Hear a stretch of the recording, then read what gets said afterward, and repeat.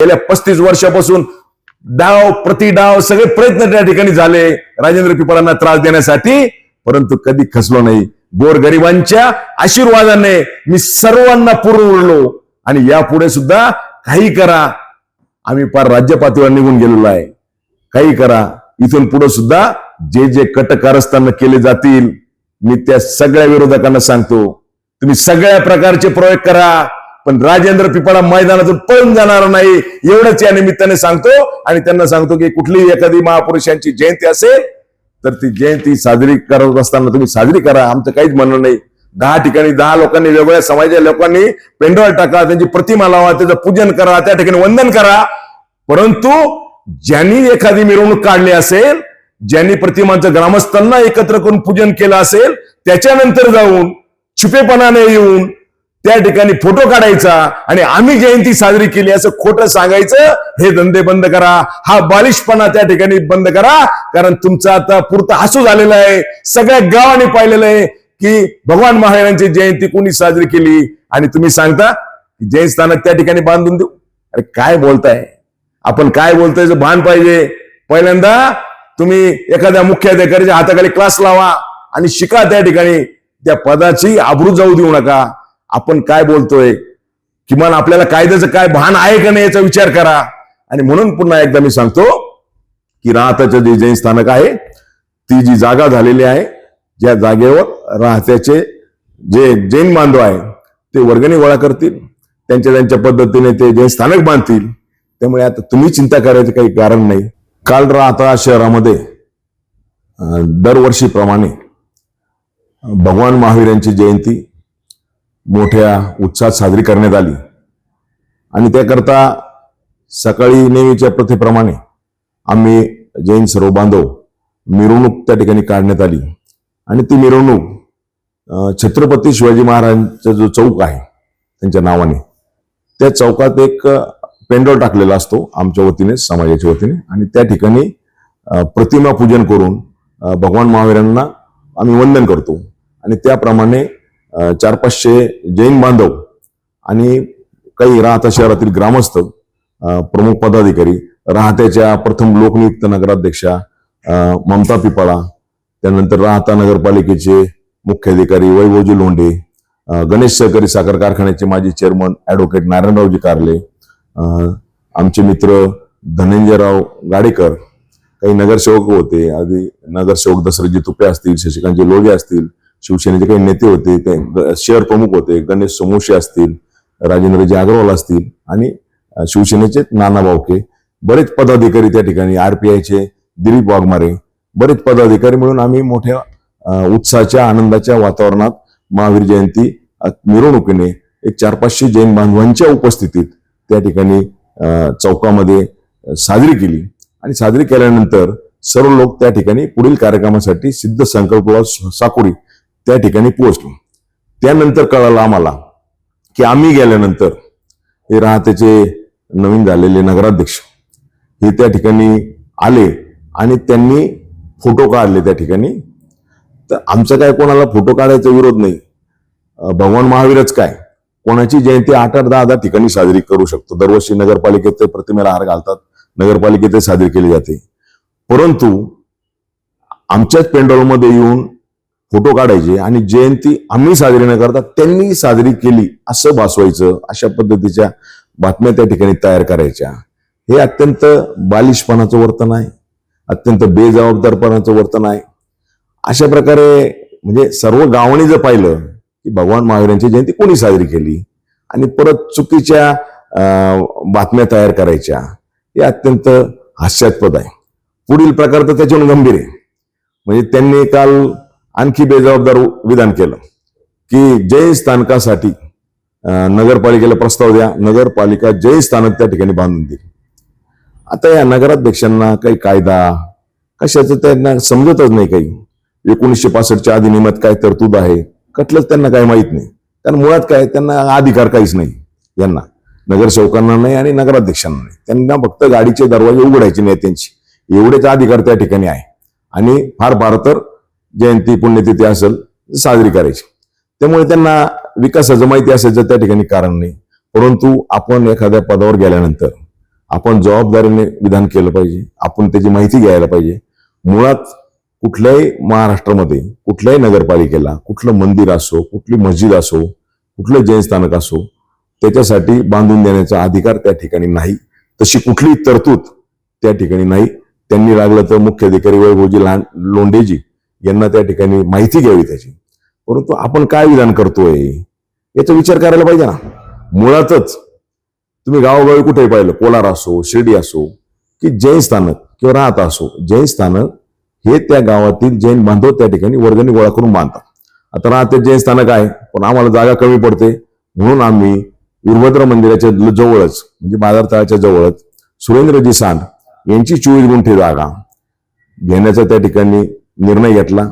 आणि तो निर्णय घेताना संपूर्ण राहता शहरातील जैन बांधव आणि गुरु महाराज, आमचे सगळे गुरु महाराज 2 वेळेस मिटिंगा घेऊन आमचा निर्णय तो झाला.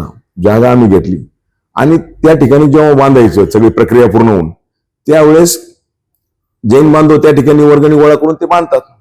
आणि एखाद्या गावामध्ये एखादा ग्रामीण भाग असेल, तिथं काही घरांची संख्या कमी आहे किंवा त्या ठिकाणी जर पैसे नसतील तर जैन समाजामध्ये काही दानशूर व्यक्ती आहे, ते त्यांच्या आई वडिलांच्या नावाने ते जैन स्थानक त्या ठिकाणी बांधून देतात. त्यामुळे जैन स्थानक बांधण्यासाठी तुमच्याकडे प्रस्ताव देण्याचा तर प्रश्नच नाही, परंतु तुम्हाला अधिकारच नाही. मला ते ऐकूनच मला हसू आलं. आणि त्यापेक्षा मला जास्त हसू आलं की ते बोलल्यानंतर ते त्यांचे जे 2-4 समर्थक आहे त्यांनी टाळ्या वाजवल्या. म्हणजे ते टाळ्या वाजवणारे पण किती महामूर्ख आहे. त्यांना काही समज, मुळात त्यांची काही चूक नाही, त्यांनाच काही समजत नाही ना. मी तर मोगाशी सांगितल्याप्रमाणे कायद्याचं ज्ञानही नाही ना अधिकारही नाही, त्यामुळे त्यांनी त्याच्यावर टाळ्या वाजवल्या. अरे जैन स्थानक बांधायची घोषणा केली.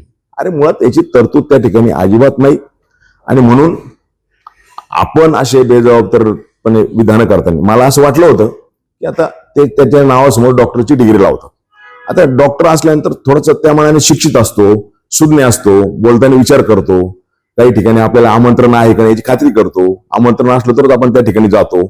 परंतु डॉक्टरला जर एवढं सुद्धा साधं माहीत नाही की कसं वागलं पाहिजे, कुठं गेलं पाहिजे, याचं भान त्यांनी ठेवलं पाहिजे. नाहीतर त्याचं शिक्षण तरी घेतलं पाहिजे. आणि आपण कुठेही बोलताना आपण काय बोलतो आहे, कायद्यात तरतूद आहे का नाही याची माहिती त्या ठिकाणी घेतली पाहिजे. आणि त्यांना जर काही करायचं असेल तर दुसरं उदाहरण सांगतो मी की राहत्याच्या नगराध्यक्षा ममता पिपळा पुन्हा लोकनियुक्त नगराध्यक्ष झाल्यानंतर की आपण प्रत्येक गावात पाहिलं की क्रांती चौक असेल, संभाजीनगर असो, छत्रपती संभाजीनगर असो, तर किंवा इतर गावं असेल, कोपरगाव असेल, श्रीरामपूर असेल, तर अगदी लगतच्या ठिकाणी हायवेला दिसेल अशा ठिकाणी 80 स्तंभ म्हणजे 80चं प्रतीक 80 स्तंभ त्या ठिकाणी बांधलेला असतो. त्यासाठी मी नगराध्यक्ष ममता पिपळा असताना निधी पण आणला, त्याची प्रशासकीय मान्यता घेतली, वर्क ऑर्डर दिली आणि काम सुरू केलं. काम सुरू केल्यानंतर काही लोकांनी तक्रारी केल्या की पालकमंत्र्यांकडे हे नको, या ठिकाणी नको. पालकमंत्र्यांनी 100-150 व्यापाऱ्यांच्या समवेत मिटिंग घेतली आणि त्यांनी सांगितलं की या कामाला आता आपण स्थगिती देतोय. आणि पालकमंत्र्यांनी घोषणा केली. त्यांनी जागा कुठली निवडली पालकमंत्र्यांनी, त्यांनी सांगितलं की हायवेवर जो छत्रपती शिवाजी महाराजांचं जे शॉपिंग कॉम्प्लेक्स आहे, व्यापारी संकुल आहे, त्याच्या समोर हायवे लगत जी रिकामी जागा आहे तर तिथं आपण 80 स्तंभ करू अशी घोषणा पालकमंत्र्यांनी त्यावेळेस 5 वर्षापूर्वी केली. आता ते जे राहिलेलं अपुरं काम आहे, ज्याचा निधी आम्ही जाणला किंवा वर्क ऑर्डर दिली होती, ते काम यांनी पूर्ण करून घ्यावं. ते तरी पूर्ण करून घ्यावं ना. मुळात त्यांना मी तर मगाशी सांगितलं बाबा यांना अधिकार असल्यामुळे ते पण त्यांच्या काही नाही. अगदी त्यांना काही जरी करायचं असेल तर वरतून आदेश आल्याशिवाय ते काहीच करू शकत नाही, अशी परिस्थिती. आम्ही जी पालिका चालवली 10 वर्ष नगराध्यक्ष ममता पिपळा असताना, ती अत्यंत स्वाभिमानाने, गावचं स्वाभिमान दुखावणार नाही, आमचे निर्णय आम्ही त्या ठिकाणी घेत होतो, निधी आम्ही आणत होतो, मुख्यमंत्री असेल, अर्थमंत्री असेल, सगळ्यांकडनं निधी आम्ही आणायचो आणि सगळ्या मान्यता घ्यायचो आणि त्यामुळे गावचं नियंत्रण आम्ही गावात ठेवलं होतं. आता त्यांना मुळातच त्यांना कुठलं जे आपण मगाशी सांगितल्यामुळे त्यांना समजतच नाही. म्हणजे त्यांचे सहकारी काही नगरसेवक असतील किंवा नगराध्यक्ष असतील, त्यांना जर कायदाच समजत नाही काय असतो, त्यामुळे तो अधिकार तर फार लांबचा विषय राहिला. मी तुम्हाला सांगतो की त्यामुळे ते काहीच करू शकत नाही. फक्त नगरपालिकेत जायचं, मिटिंग करायची, सही करायची, निवडून यायची, एवढंच त्यांना त्या ठिकाणी अधिकार आहे. आणि म्हणून त्यांनी अशा पद्धतीने विधानं करणं चुकीचं आहे. त्यांना खरंच काही करायचं असेल तर, काही स्वतःच्या पैशातून करायचं असेल तर त्यांनी आधी ओबीसी समाजातले जे छोटे छोटे घटक आहेत त्यांना जागा घेऊन त्यांची मंदिरं असेल, सभामंडप असेल, त्या ठिकाणी त्यांनी ते बांधून द्यावं ना त्यांच्या ओबीसी समाजासाठी, की जो समाज मागणी करतोय की आम्हाला जागा द्या, त्यांना त्या ठिकाणी जागा द्यावी ना. ओबीसी समाजातले जे छोटे छोटे घटक आहेत त्यांना त्यांनी जागा द्यावी. परंतु जो समाज अगदी पूर्ण अहिल्यानगर जिल्ह्यातच कोणाला विचारलं, जैन स्थानकासाठी कुठलाही निधी कोणाकडे मागितला नाही, स्वतःच्या खर्चाने वर्गणी गोळा करून समाजातला प्रत्येक घटक वर्गणी देऊन जैन स्थानक बांधत असतो. आणि म्हणून अशी बेजबाबदार विधानं त्यांनी त्या ठिकाणी करू नये. त्यांना करायचं असेल तर पालकमंत्र्यांनी जी घोषणा केली ते 80 स्तंभाचं काम हायवे लगत करावं असं मी त्यांना त्या निमित्ताने सांगतो. त्यामुळे ते काम जरी आमच्या काळातलं काम आहे ते जरी पूर्ण केलं तर त्याचं श्रेय सुद्धा ते घेऊ शकत नाही, लक्षात घ्या. ते श्रेय सुद्धा त्यावेळेच्या नगराध्यक्षा, लोकनियुक्त नगराध्यक्षा ममता पिपाडा आणि आम्ही सर्व नगरसेवक, आम्हाला त्याचं श्रेय राहील. कारण आम्ही त्याचा निधी आणला आणि आम्ही त्याचं काम त्यावेळेस सुरू केलं. ते बंद केलेलं काम फक्त करा चालू, म्हणजे फक्त आम्ही काही वेगळी मागणी नाही करत आहे, किंवा मी समाजाचा विचार नाही केला की मी जैन समाजाचा आहे म्हणून ते 80 स्तंभाचं काम करायचं. मी महाराष्ट्राचं आराध्य दैवत छत्रपती शिवाजी महाराजांचा पुतळा पहिली त्या ठिकाणी या राहता शहरामध्ये आणला. त्याच्यासाठी शिवाजी महाराजांचा पुतळा आम्ही त्या ठिकाणी आणण्याचं जे श्रेय आहे ना ते आम्हाला त्या ठिकाणी नगराध्यक्ष ममता पिपाडा आम्हाला, कारण आम्ही लढाई केली 2000 आपली 99 साली तत्कालीन मुख्यमंत्री नारायणरावजी राणे यांनी फक्त कोनशिला बसवली, काही पुढे झालं नाही. पण नगराध्यक्ष ममता पिपाडा झाल्यानंतर आम्ही छत्रपती शिवाजी महाराजांचा पुतळा राहता शहरात बसला पाहिजे अशी सर्वांची इच्छा होती. आणि म्हणून ठराव केला, रितसर ठराव केला आणि छत्रपती शिवाजी महाराजांचा सुंदर असा पुतळा राहता नगरपालिकेने खरेदी केला. आजही ते छत्रपती शिवाजी महाराजांचा पुतळा गोडाऊन मध्ये आहे. दिसते ना आपल्याला रस्त्यावर, त्याचा कळस सुद्धा दिसत नव्हता, ही परिस्थिती होती. एवढे अतिक्रमण त्या ठिकाणी होते. ते सगळे अतिक्रमण काढून त्या ठिकाणी सुंदर असं कॉन्क्रीटीकरण 2002 मध्ये आम्ही त्या ठिकाणी केलं. म्हणजे आज 23-24 वर्ष आले, अजूनही कॉन्क्रीटीकरणाचा दर्जा त्या ठिकाणी पहा. आणि म्हणून आम्ही कुठल्याही एका समाजापुरतं कधी विचार केला नाही. कुठल्याही समाजाचे जे प्रश्न असतील ते सोडवण्यासाठी प्रयत्न करतो. त्यांच्यावर जेव्हा अन्याय अत्याचार होतो त्यावेळेस भेटायला जाणारे पहिले राजेंद्र पिपाडा आणि ममता पिपाडा त्या ठिकाणी असतात. तुम्हाला आठवत असेल देशमुखचारी त्या ठिकाणी अतिक्रमण काढल्यानंतर तिथं मी परिस्थिती पाहिली. महिला मोठमोठ्याने त्या ठिकाणी रडत होत्या, लहान मुलं त्या ठिकाणी त्यांची तिथं होती. आणि आम्ही आता संसार कुठं न्यायचा, आणि हजारो लोक त्या ठिकाणी बेघर झाले. 15 दिवस जेवणाची व्यवस्था आम्ही त्या ठिकाणी त्यांची केली. आणि म्हणून मी त्यावेळेस ठरवलं 1 वर्षापूर्वी की नाही, या गरिबांना असं उठवणं चुकीचं आहे. यांच्या घरावर जेसीबी त्या ठिकाणी जेसीबी आणून घर पाडणं चुकीचं आहे. आपण जमत असं तर लोकांचे प्रपंच उभे करा, परंतु लोकांच्या अन्नात माती कालवण्याचं काम करायचं नाही. म्हणून राज्याचे मुख्यमंत्री आदरणीय देवेंद्रजी फडणवीस साहेब यांच्याकडे 1 वर्ष मी पाठपुरावा केला आणि पुन्हा 15 मार्चला शिर्डी विमानतळावर त्यांना भेटून पुन्हा आठवण दिली, साहेब याचं GR काढायचं राहिला, याचं निवेदन आहे, कुठल्या पद्धतीने चांगलं कामे करा. आणि मी आदरणीय देवेंद्रजी फडणवीस साहेबांचे अभिनंदन यासाठी करतो की 10 दिवसात मी भेटल्यानंतर 25 तारखेला त्यांनी आदरणीय बावनकुळे साहेब यांना सूचना करून तो GR काढला. आणि आता ज्यांची घरं शासकीय जागेत आहे त्यांना त्याचा 7/12 उतारा त्या ठिकाणी मिळणार आहे. त्यामुळे माझ्यासारख्या कार्यकर्त्याला आनंद झाला. एक चांगलं काम आपण त्या ठिकाणी करू शकलो. गरीब लोकांचे फोन आले, दलित असतील, अल्पसंख्याक असतील, शोषित असतील, वंचित असतील, या लोकांनी फोन करून मला त्या ठिकाणी सांगितलं तुम्ही फार चांगलं काम केलं. अरे म्हटलं काम नाही, आपल्या जी थोडीफार कुवत असेल ना ती गरिबांच्या प्रश्नासाठी, गरिबांचे प्रपंच उभे करण्यासाठी ती वापरली पाहिजे. आणि म्हणून ते काम केल्याचं समाधान आम्हाला त्या ठिकाणी आहे. म्हणून आम्ही विधायक कामं करत असतो. गेल्या 35 वर्षापासून डाव प्रतिडाव सगळे प्रयत्न त्या ठिकाणी झाले राजेंद्र पिपाडांना त्रास देण्यासाठी, परंतु कधी खचलो नाही. गोरगरिबांच्या आशीर्वादाने मी सर्वांना पुरून उरलो. आणि यापुढे सुद्धा काही करा, आम्ही पार राज्य पातळीवर निघून गेलेलो आहे. काही करा, इथून पुढे सुद्धा जे जे कट कारस्थान केले जातील मी त्या सगळ्या विरोधकांना सांगतो, तुम्ही सगळ्या प्रकारचे प्रयोग करा, पण राजेंद्र पिपाडा मैदानातून पळून जाणार नाही एवढंच या निमित्ताने सांगतो. आणि त्यांना सांगतो की कुठलीही एखादी महापुरुषांची जयंती असेल तर ती जयंती साजरी करत असताना तुम्ही साजरी करा, आमचं काहीच म्हणणं नाही. 10 ठिकाणी 10 लोकांनी, वेगवेगळ्या समाजाच्या लोकांनी पेंडॉल टाका, त्यांची प्रतिमा लावा, त्याचं पूजन करा, त्या ठिकाणी वंदन करा.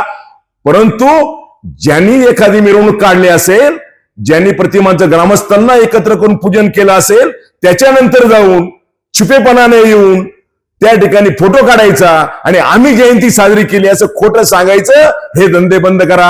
हा बालिशपणा त्या ठिकाणी बंद करा. कारण तुमचा आता पुरता हसू झालेला आहे. सगळ्या गावाने पाहिलेलं आहे की भगवान महावीरांची जयंती कोणी साजरी केली आणि तुम्ही सांगता की जैन स्थानक त्या ठिकाणी बांधून देऊ. अरे काय बोलताय आपण, काय बोलताय? भान पाहिजे. पहिल्यांदा तुम्ही एखाद्या मुख्याधिकाऱ्याच्या हाताखाली क्लास लावा आणि शिका त्या ठिकाणी. त्या पदाची आबरू जाऊ देऊ नका. आपण काय बोलतोय, किमान आपल्याला कायद्याचं काय भान आहे का नाही याचा विचार करा. आणि म्हणून पुन्हा एकदा मी सांगतो की राहत्याचं जे जैन स्थानक आहे, ती जी जागा झालेली आहे, ज्या जागेवर राहत्याचे जे जैन बांधव आहे ते वर्गणी गोळा करतील, त्यांच्या पद्धतीने ते जैन स्थानक बांधतील. त्यामुळे आता तुम्ही चिंता करायचं काही कारण नाही. आणि इथून पुढं शेवटचं मी सांगतो की त्यांच्या नेत्यांनी पण त्यांना सांगावं की बाबा हो, तुम्हाला तेच नेहमी सांगत असतं जाहीरपणे, मिटिंग घेऊन सांगतात. मी सांगायची तशी आवश्यकता नाही. बाबांना तुम्हाला काहीच अधिकार नाही, तुम्ही काहीच करायचं नाही, माझ्याकडे परत तक्रारी नाही आल्या पाहिजे, हे ते जाहीरपणे भाषणातही सांगायचे आणि तिथेही सांगतात. त्यामुळे त्यांच्या नेत्यांनी जो त्यांना सल्ला दिलेला आहे त्याचीच फक्त अंमलबजावणी करावी. मिटिंग पुरतं यावं, सही करावी आणि निघून जावं. आणि असे बेजबाबदारपणाचं वर्तन की ज्याने आपलं स्वतःचं हसू होईल, हे कृपया त्यांनी इथून पुढे करू नये, अशी छोटीशी सूचना माझी त्यांना आहे.